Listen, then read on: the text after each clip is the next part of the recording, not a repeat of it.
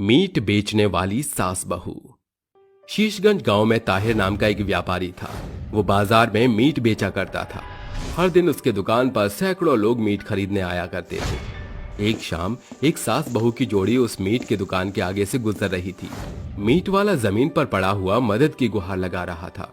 अरे अल्लाह के वास्ते मेरी मदद करो। सासू माँ, ये मीट वाला बीमार है, चलकर इसकी मदद करते हैं।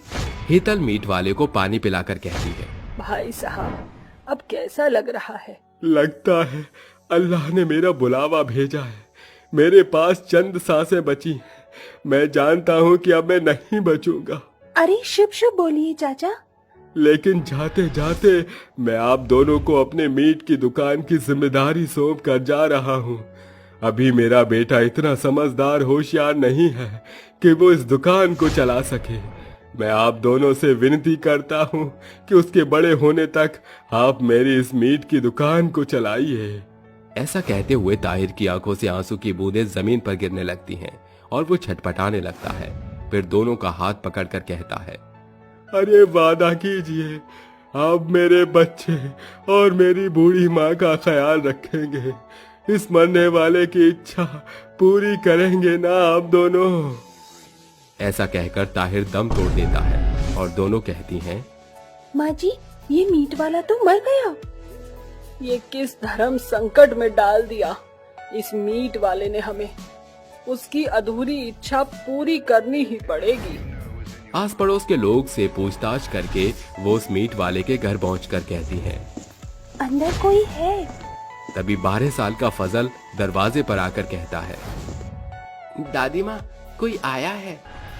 बूढ़ी रुखसार धीरे धीरे पैर बढ़ाकर बाहर आती है। जय राम जी की। अस्सलाम वालेकुम। आप कौन? आपके बेटे ताहिर का देहांत हो गया है। या अल्लाह, और कितने सितम ढाएगा इस बूढ़ी पर। बेटे को खोने का सदमा रुखसार बर्दाश्त नहीं कर पाती और वो सुध-बुध होकर बेहोश हो जाती है, जिसे देख सास बहू कहती है, माँ जी, इस दुख की घड़ी में हम इनके काम नहीं आएंगे तो ईश्वर हमें माफ नहीं करेगा। लेकिन बहू, तू तो जानती है ना, तेरे ससुर कितने गुस्सैल हैं।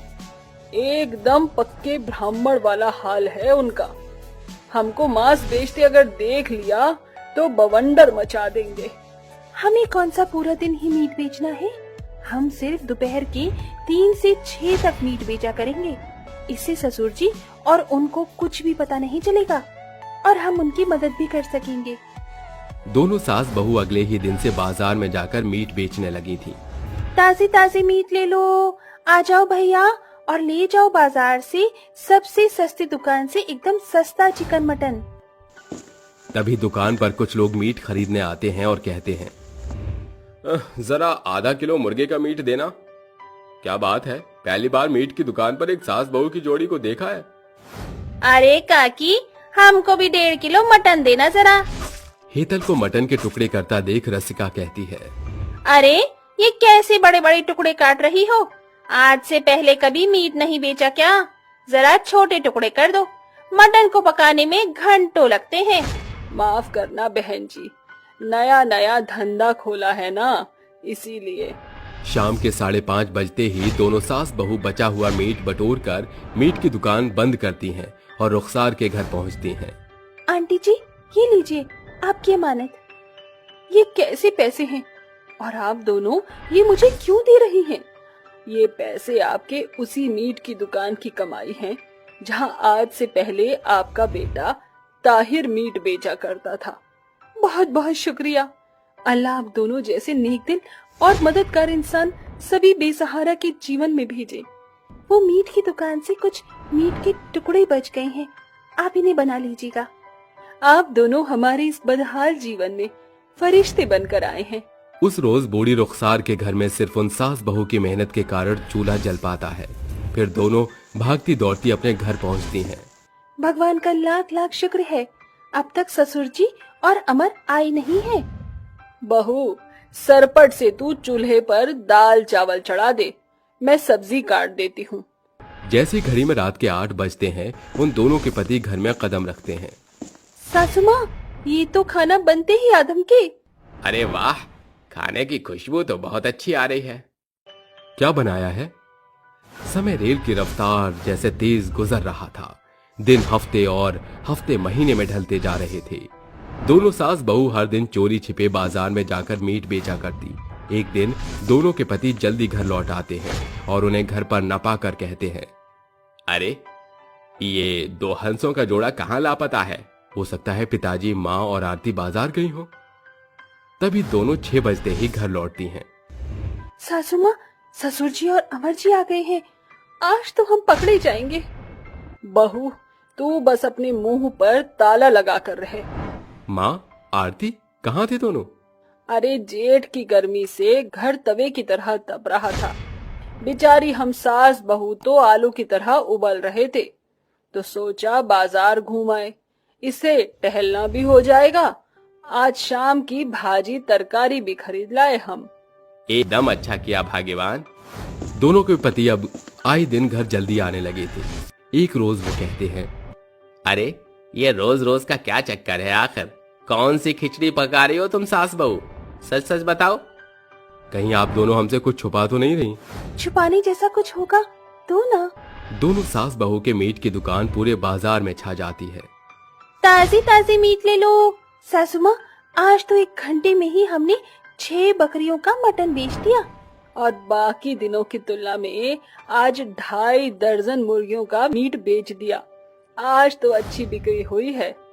तभी उन दोनों के पति मीट की दुकान के आगे से गुजरते हुए उन्हें देख लेते हैं। अरे अमर, ये तेरी माँ और आरती बहू ही है ना? या मेरी आंखों का धोखा है? लेकिन ये दोनों मीट की दुकान पर क्या कर रही हैं? दोनों गुस्से से बौखलाकर वहां आकर कहते हैं, तुम दोनों सास बहू ने हमारी आंखों में धूल झोंकी। मैं पूछता हूँ, ऐसी कौन सी कमी कसर रह गई थी जो तुम दोनों ने भरे बाजार में मीट बेचने का धंधा शुरू कर दिया? ससुर जी, ये मीट बेचने का काम हम सास बहू शौक से नहीं, मजबूरी में कर रही है। अपने झूठ को छुपाने के लिए इस मजबूरी का नाम मत दो। आपको हमारी बात पर विश्वास नहीं तो चलो हमारे साथ। सभी एक साथ मीट वाले के घर आते हैं। देखो इन गरीब बेसहारा को।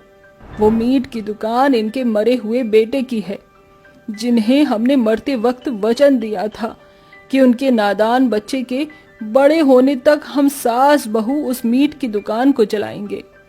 हम सिर्फ ईमानदारी से अपना वादा निभा रहे हैं। अरे भाग्यवान, मैं नहीं जानता था कि तुम इन लाचारों की मदद कर रही हो। अब से हम दोनों भी उस मीट की दुकान को चलाने में तुम्हारा हाथ बटाएंगे। चारों मिलकर मीट की दुकान को चलाने लगते हैं और वो छोटी मोटी दुकान मीट मांस बेचने के बाजार में सबसे बड़ा अड्डा बन जाता है।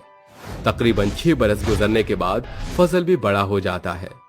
फजल, वक्त आ गया है कि तुम्हारे पिता की मीट की दुकान तुम्हारे हवाले कर दी जाए। इसको बखूबी से संभालना। आपने इतने बरस अब्बू के इस मीट की दुकान को बखूबी चलाकर हमारा पेट भरा। इतना तो कोई सगा भी नहीं करते जितना आप सभी ने गैर होकर किया है। अल्लाह आप चारों की हिफाजत करे। एक लंबे अरसे के बाद सास बहू को मीट की दुकान की जिम्मेदारी से हमेशा के लिए आजादी मिल जाती है और सभी हंसी खुशी अपना जीवन बिताने लगते हैं।